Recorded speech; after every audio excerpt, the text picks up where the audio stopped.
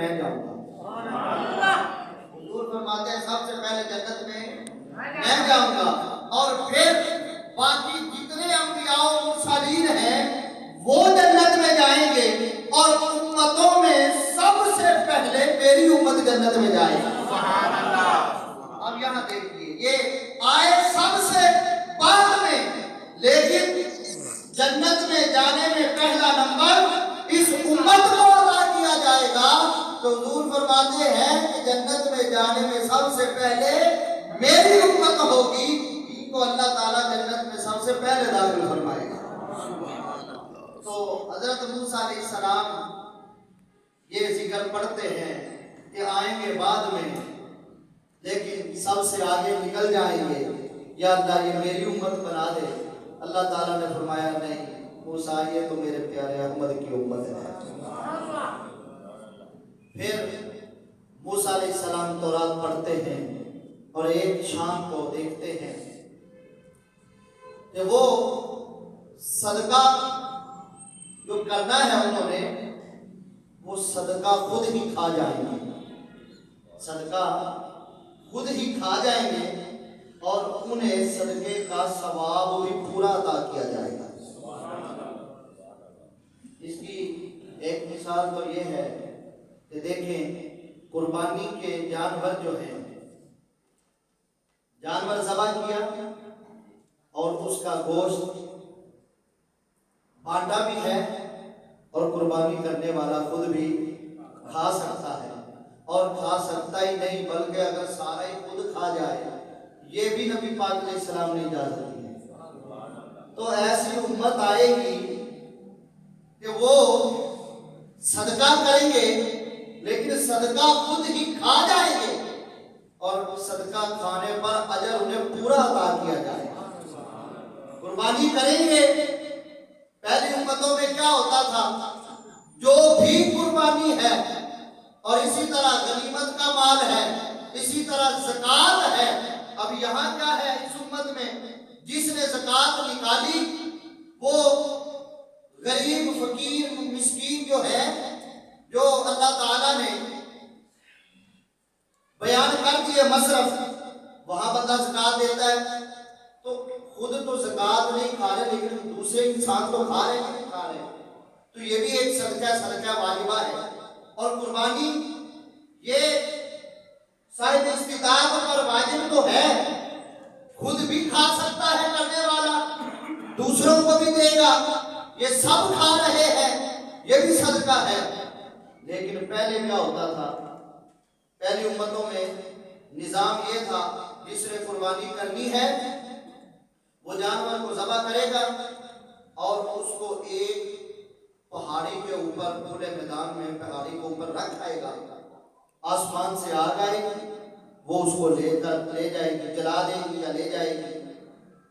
تو جب جلا دے گی تو پتہ چل جائے گا کہ یہ قربانی قبول ہو گئی، اور اگر آسمان سے آگ نہ آئے اور وہ قربانی وہیں پڑی رہے، اسی طرح زکوٰۃ کا مال وہیں پڑا رہے، تو یہ اشارہ ہوتا تھا کہ اس کی قربانی قبول نہیں ہوئی، اس کی زکوٰۃ قبول نہیں ہوئی۔ ایک طرف تو رسوائی ہو گئی کہ اس نے قربانی کی، اس نے زکوٰۃ دی، اس کی قبول نہیں ہوئی۔ اور کن سے قبول نہیں ہوتی تھی؟ جن کا مال حرام کا ہوتا تھا ان کی قبول نہیں ہوتی تھی، آسمان سے آگ آتی نہیں تھی۔ اور جن کا مال حلال ہوتا تھا اور نیت ان کی اللہ کی رضا ہوتی تھی تو پھر ان کی قربانی قبول ہوتی تھی، یعنی آسمان سے آگ آ کر اس کو جلا دیتی تھی۔ تو ایک طرف تو یہ ہے کہ اس بندے کی رسوائی ہو گئی کہ قربانی کا جانور رکھا ہے، زکوٰۃ کا مال رکھا ہے، آسمان سے آگ نہیں آئی، لہذا پتہ چل جاتا فلاں کی قربانی قبول نہیں ہوئی، اور یہ بھی پتہ چل جاتا کہ یہ فلاں کا جو مال ہے نا یہ حلال کا نہیں ہے، اس نے زکوٰۃ کا پیسہ نکالا ہے تو اس کا مال حلال کا نہیں ہے، پتہ چل جاتا، رسوائی بھی ہو جاتی، اور دوسری طرف کیا ہوتا، قربانی قبول بھی نہ ہوتی، زکوٰۃ قبول بھی نہ ہوتی۔ لیکن اس امت پر اللہ کا فضل اور کرم دیکھیے کہ پردہ بھی رکھ لیا ہے کہ کس مال سے قربانی دے رہا ہے، کیسا مال ہے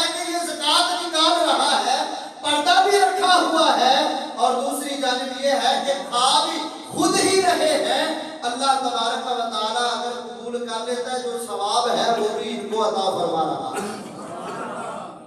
اب یہ دیکھیے کتنا بڑا بات ہے۔ موسیٰ علیہ السلام نے جب یہ شان دیکھی تو عرض کرنے لگے یا اللہ یہ امت میری بنا دے۔ اللہ تعالیٰ نے فرمایا نہیں، دل کا امت و احمد، پیارے موسیٰ یہ تو میرے پیارے احمد کی امت ہے۔ نعرہ تکبیر، نعرہ رسالت، نعرہ حیدری، نعرہ غوثیہ۔ یہ چار شانیں اور چار عظمتیں ہوتے ہیں۔ کہ موسیٰ علیہ السلام عرض کر رہے ہیں مولا یہ بھی مجھے امت دے دے۔ اللہ تعالیٰ فرماتا ہے نہیں، کیونکہ حضور کا نام پہلے احمد چلتا تھا، جب دنیا میں آئے تو محمد نام رکھ دیا۔ تو اللہ تعالیٰ فرماتا ہے دل کا امت و احمد، پیارے موسیٰ یہ تو میرے احمد کی امت ہے، یہ تجھے نہیں دی جا سکتی۔ پھر عرض کرتے ہیں یا اللہ میں نے تورات کو دیکھا ہے، اس میں ایک ایسی امت کا ذکر ہے کہ وہ نیکی کریں گے نہیں، ابھی نیکی کا ارادہ کریں گے تو ان کو ایک نیکی کا ثواب عطا فرمائے۔ ابھی نیکی کا ارادہ کریں گے تو ان کی اس نیت کو قبول کر کے اس پر بھی ثواب دے گا۔ اور دوسرا اگر وہ نیکی کر لیں گے، اگر وہ نیکی کر لیں گے تو پھر تو ایک نیکی کا ثواب نہیں بلکہ انہیں تو 10 نیکیوں کا ثواب عطا فرمائے گا۔ اگر نیکی کا ارادہ کیا ہے تو ایک نیکی لکھ دے گا، اور اگر وہ نیکی کر لیں گے تو 10 لکھوائے گا۔ ایسی امت ہے مولا یہ امت میری بنا دے۔ اللہ تبارک و تعالیٰ نے فرمایا نہیں، دل کا امت احمد، پیارے موسیٰ یہ تو میرے پیارے احمد کی امت ہے۔ یہ امت تجھے کیسے دے دے؟ یہ میرے محبوب کی امت ہے۔ اور دوسری طرف یہ دیکھیں کہ یا اللہ ایسی امت کا تذکرہ پایا ہے کہ وہ برائی کا ارادہ کریں گے تو برائی لکھی نہیں جائے گی، ہاں اگر خدا نخواستہ برائی کر لیں گے تو پھر تو لکھے گا، لیکن لکھے گا 10 نہیں، ایک ہی لکھے گا۔ یہ امت مجھے دے۔ اور یہ حدیث شریف میں بھی ہے، نبی پاک علیہ السلام نے فرمایا جو ارادہ نیکی کا کر لیتا ہے اللہ تبارک و تعالیٰ اس کے ارادے پر بھی ایک نیکی لکھ دیتا ہے، اور جب بندہ نیکی کر لیتا ہے تو نیکی کرنے پر اس کی ایک نہیں لکھی جاتی، کم از کم 10 لکھی جاتی ہے۔ اور زیادہ سے زیادہ کتنی ہے؟ 700 گنا تک، اور اس سے بھی زیادہ۔ واللہ یضاعف لمن یشاء، اللہ تعالیٰ فرماتا ہے جس کا ارادہ، جس کی نیت جتنی خالص ہوتی ہے ہم اس کے لیے اتنا ہی زیادہ کر دیتے ہیں۔ اور برائی اگر ارادہ کیا ہے برائی کا، اللہ تعالیٰ نے بچا لیا برائی سے، تو برائی لکھی نہیں جائے گی، بلکہ جب برائی کر لیں گے تو پھر برائی ایک لکھی جائے گی، 10 نہیں لکھی جائے گی۔ یا اللہ یہ امت مجھے عطا فرما دے۔ تو اللہ تبارک و تعالیٰ نے فرمایا پیارے موسیٰ نے دل کا امت و احمد، یہ تو میرے پیارے احمد کی امت ہے۔ اب 6 ہو گئے، 7ویں انہوں نے عرض کیا یا اللہ میں نے تورات کو پڑھا، اس میں ایک ایسی امت کا تذکرہ پایا ہے کہ انہیں تو اولین و آخرین کے علم عطا فرمائے گا، انہیں تو وسیع علم عطا فرمائے گا کہ پہلوں کا علم بھی انہیں دے گا اور بعد والوں کا انہیں بھی علم ہے، بولیے بعد والوں کا علم بھی دے گا۔ پہلوں کا علم دیا ہے کہ نہیں؟ قرآن میں اللہ تعالیٰ فرماتا ہے، حدیث کا بیان ہے۔ اب قرآن میں جتنا بندہ غور و فکر کرتا رہتا ہے، جتنی محنت کرتا ہے، یا جس کا جتنا حصہ ہوتا ہے اتنا اسے اللہ تبارک و تعالیٰ علم عطا فرما دیتا ہے۔ پہلوں کا علم اللہ نے دیا ہے، آدم علیہ السلام پہلے گزر چکے کہ نہیں؟ ہمیں ان کا علم ملا ہے کہ نہیں؟ انبیاء و مرسلین علیہ السلام کا ذکر قرآن میں ہے اور ہمیں اللہ نے یہ علم عطا فرمایا ہے. پہلی امتوں کا ذکر اللہ نے قرآن میں کیا ہے اور ان کا علم اللہ نے ہمیں عطا فرمایا ہے. اور نبی پاک علیہ السلام نے اپنے ارشادات عالیہ سے بھی ہمیں بہت ساری ایسی چیزوں کا علم دیا ہے جو پہلے واقعات ہو چکے، پہلے چیزیں ہو چکی، ان کا علم ہمیں عطا کیا ہے. اور بعد والوں کا علم کیسے؟ ابھی بعد میں جو کچھ ہونا ہے اس کا علم بھی ہمیں دیا گیا ہے. دجال نے آنا ہے، علم دیا گیا کہ نہیں؟ عیسیٰ علیہ السلام نے آنا ہے، امام مہدی علیہ السلام نے آنا ہے، پھر کیا کیسے حالات ہوں گے. جی یہ سارا کچھ نبی پاک علیہ السلام نے بیان فرما دیا ہے اور ہمیں یہ علم عطا فرما دیا گیا ہے. اور قیامت کے حالات و واقعات ہمیں بیان کر کے بتا دیے گئے کہ قیامت میں کیسا منظر ہوگا. 50,000 سال کا دن ہوگا اور پھر بڑی تپش ہوگی. ہمارے لیے نہیں ہوگی انشاءاللہ.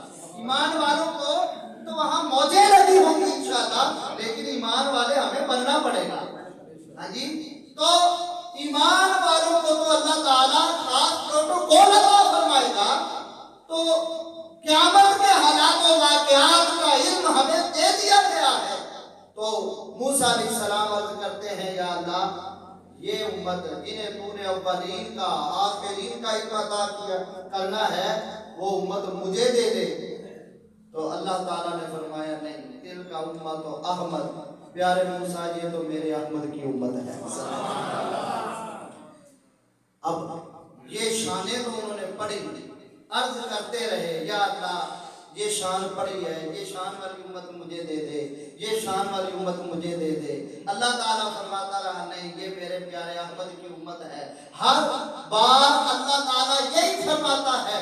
اب آخر میں پتہ ہے موسیٰ علیہ السلام کیا کہتے ہیں؟ عرض کرتے ہیں باری تعالیٰ ٹھیک ہے یہ امت تو مجھے تو نہیں دے سکتا، تو پھر مجھے ہی اس امت سے بنا دے. سبحان اللہ.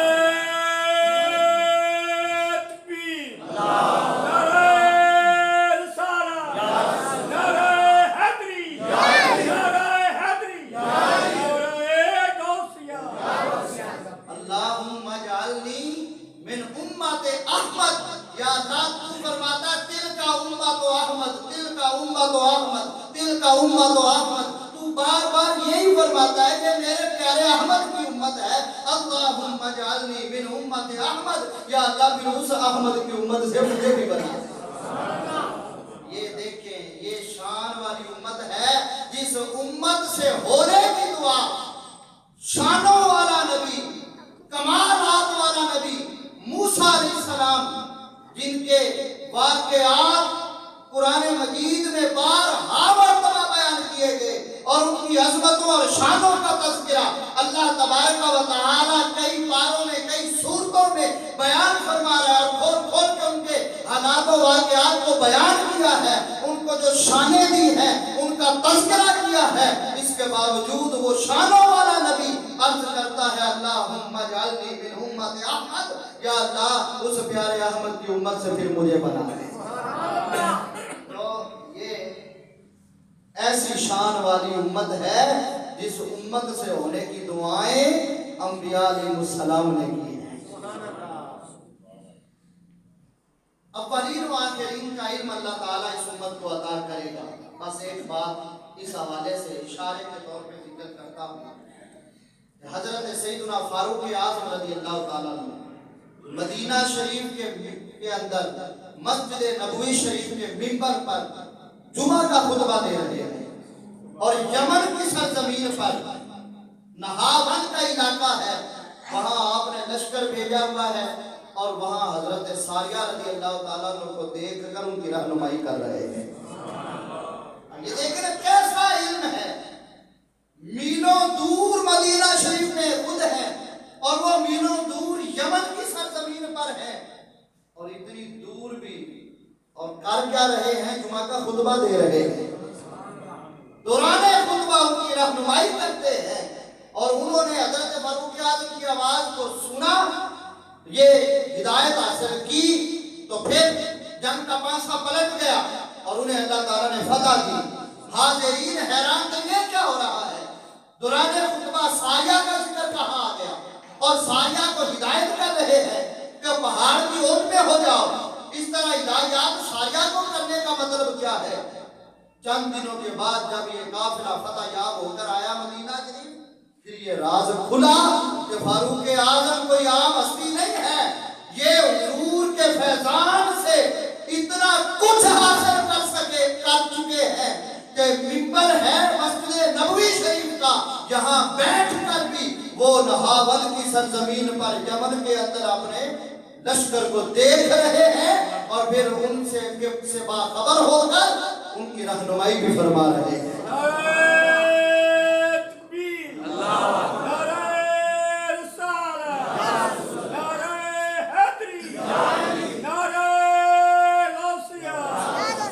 اور حضرت سیدنا ابوبکر صدیق رضی اللہ تعالیٰ عنہ، میں ان ہستیوں کا ذکر کر رہا ہوں کہ جنہوں نے حضور سے بہت زیادہ فیضان حاصل کیا۔ جب غلاموں کا یہ عالم ہے تو پھر سرکار کا علم کیسا ہوگا؟ جن کے فیضان سے انہوں نے حاصل کیا ہے۔ تو حضرت سیدنا ابوبکر صدیق رضی اللہ تعالیٰ عنہ کا جب آخری وقت تھا، بیمار تھے، سیدہ عائشہ صدیقہ رضی اللہ تعالیٰ عنہ کو وصیت کر رہے ہیں۔ ان وصیتوں میں ایک وصیت یہ تھی کہ بیٹی میں تو دنیا سے جا رہا ہوں اور میرا مال تم آپس میں برابر برابر تقسیم کرنا، 2 تیرے بھائی ہیں اور 2 تیری بہنیں ہیں۔ سبحان اللہ، 2 تیرے بھائی ہیں، بھائی 2 ہی تھے، 2 بہنیں جب کہا حضرت سیدہ پریشان ہو گئی کہ ابا یہ 2 کیسے ہیں؟ ہم تو بہنیں ہی 2 ہیں، ایک میں ہوں اور ایک تیری بہن ہے۔ تو آپ فرما رہے ہیں کہ 2 تیری بہنیں ہیں، اس کا مطلب یہ ہوا کہ آپ کی بیٹیاں پھر 3 ہوئی اور 2 بیٹے ہوئے، 5 افراد میں آپ کا ترکہ تقسیم کیا جائے۔ تو آپ نے فرمایا ہاں تیری 2 ہی بہنیں ہیں، میرا وصال ہو جائے گا، میری وفات کے بعد اللہ تبارک و تعالیٰ تجھے ایک اور بہن عطا فرمائے گا۔ اب اپنی بیوی کے پیٹ میں کیا ہے یہ حضرت ابوبکر صدیق کو پہلے سے علم ہے کہ میں نے دنیا سے چلے جانا ہے، میری وفات کے بعد لڑکی ہوگی میری بیوی کے ہاں اور وہ تیری بہن ہے، اس لیے 3 تم بہنیں ہو اور 2 بھائی ہو، 5 افراد میں میرا ترکہ تقسیم کیا جائے۔ اب پیٹ میں کیا آج الٹرا ساؤنڈ تو آج آیا ہے، یہ حضور علیہ السلام کے تیار کیے ہوئے نمائندے ہیں جنہیں حضور نے ایسا فیض عطا کیا ہے کہ وہ ماں کے پیٹ میں اب کیا ہے یہ بھی دیکھ لیتے ہیں۔ تو ایسا علم ان کو عطا کیا جائے گا۔ موسیٰ علیہ السلام کہتے تھے یا اللہ یہ امت مجھے دے دے، لیکن اب اس میں اور بہت ساری وضاحتیں ہیں، میں نے بس اشارے کر کے اس حدیث شریف کو مکمل کیا ہے۔ خدا کی قسم اس امت کو اللہ نے بڑی شانیں دی بے شمار، اور سب سے بڑی فضیلت تو یہی ہے کہ ہم حضور کے امتی ہیں، ہم حضور کے امتی ہیں، اور اس پر ناز کریں اور حضور کے غلام بن کر زندگی گزاریں کہ اللہ نے یہ شرف ہمیں بن مانگے دیا ہے۔ موسیٰ علیہ السلام مانگ رہے ہیں اور ہمیں اللہ نے بن مانگے عطا کیا ہے، مسلمانوں کے ملک میں، مسلمانوں کے گھر میں، اور پھر ہمیں مسلمان بنایا، حضور سے محبت کرنے والا اور حضور کی ہر نسبت کا ادب کرنے والا بنا دیا۔ تو حضور کے غلام بن کر زندگی گزاریں، حضور کے غلاموں کا ہی دنیا میں بھی بیڑا پار ہے اور آخرت میں بھی انشاءاللہ بیڑا پار ہوگا۔ اللہ تبارک و تعالی ہمیں نبی پاک علیہ السلام کی سچی پکی محبت